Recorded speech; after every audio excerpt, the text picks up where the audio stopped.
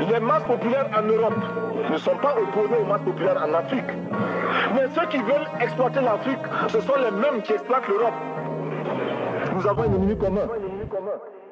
Si tu veux avoir un jour dans les mains une autre donne, connaître un autre discours que celui qu'on te façonne sur ce dont souffre l'Afrique, ta démarche elle-même te renverra à la porte de Thomas Sankara. Là tu la verras s'ouvrir sur une plaine de raisons pures qui passe l'envie d'en rire, tu peux en être sûr. Je m'appelle Méline, je suis fontenaisienne.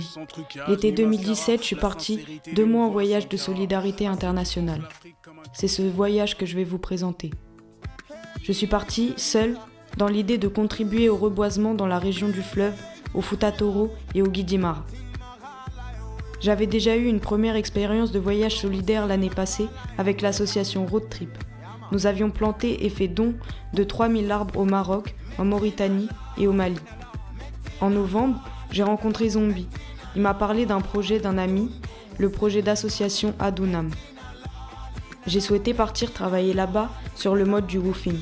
Le woofing, ça consiste en travailler gratuitement pour un agriculteur en échange du gîte et du couvert.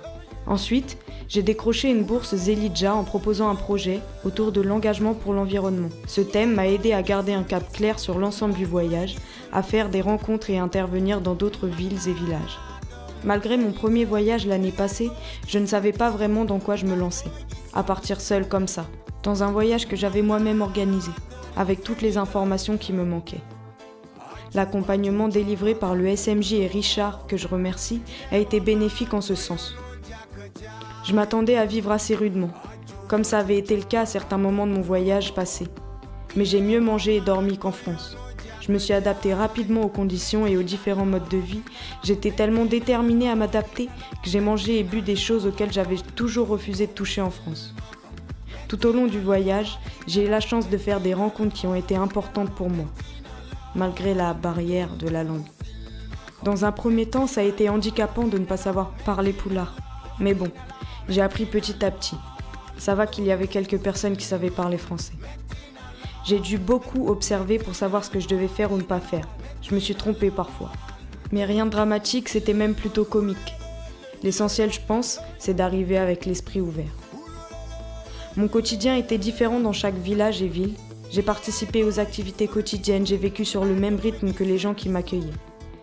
Lorsque l'on me demande ce que j'ai le plus aimé, je dis que ce sont mes journées comme Gainako ou bergère, à marcher avec Hamoud et le troupeau de Nagué, de vaches.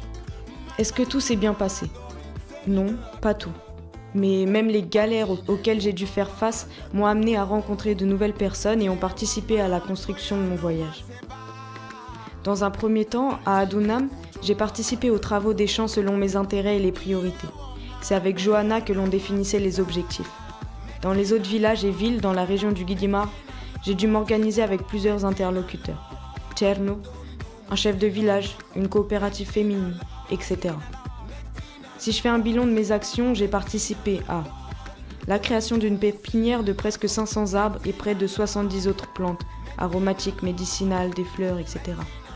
La plantation de 9 plantes aromatiques, 7 fleurs et 136 arbres. Le don de 93 arbres.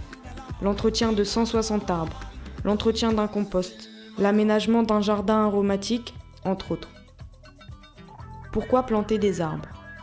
Le reboisement lutte contre le réchauffement climatique et toutes ses conséquences, longues à énumérer. Dans cette région, le reboisement contribue à la lutte contre la désertification. Les arbres fruitiers, les arbres de chauffe ou de construction, entre autres, offrent une source de revenus aux populations.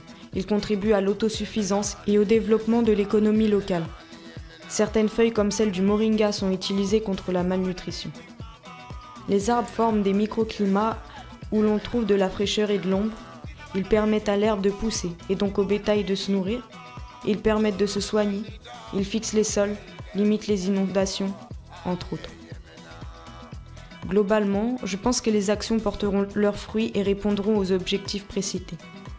Durant le voyage, j'avais toujours peur de faire une erreur ou de mal faire. Est-ce qu'ils auront assez d'eau? Est-ce que l'arbre n'est pas trop proche de la maison? Est-ce que je n'alimente pas des rivalités en limitant le nombre d'arbres, etc. Je m'interrogeais aussi fortement sur ma légitimité à initier des actions. J'aurais eu besoin de rester plus longtemps à certains endroits, d'après moi.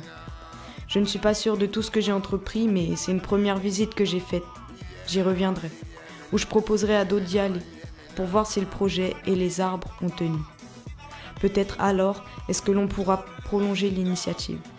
Aussi, j'ai été sollicitée par des personnes et des villages pour lesquels il a fallu que je reporte l'action. J'aurais eu besoin de me former. Je m'attendais à ce que les gens aient une connaissance plus importante que moi sur la plantation d'arbres, les espèces locales, etc. Mais ce n'était pas forcément le cas.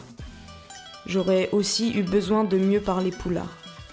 De toutes les manières, j'ai appris beaucoup, autour de l'environnement, mais sur plein d'autres sujets. La chose la plus importante que j'ai appris est la suivante. Je ne sais rien. Je suis arrivée là-bas comme une enfant qui doit tout réapprendre, jusqu'à sa manière de marcher. Ça a été difficile de repartir, de dire au revoir à tout le monde là-bas, mais le retour s'est avéré plus facile que je ne l'aurais imaginé. Notamment car depuis mon retour, j'essaie de cultiver l'état d'esprit du voyage, c'est-à-dire de rester ouverte et alerte, de me laisser surprendre même dans ma propre ville. J'ai remarqué entre mon premier séjour à Dakar début juillet et mon dernier séjour à la capitale fin août quelques changements. L'acclimatation, je ne saurais le dire. En tout cas, j'étais à l'aise, détendue, plus ouverte et plus confiante.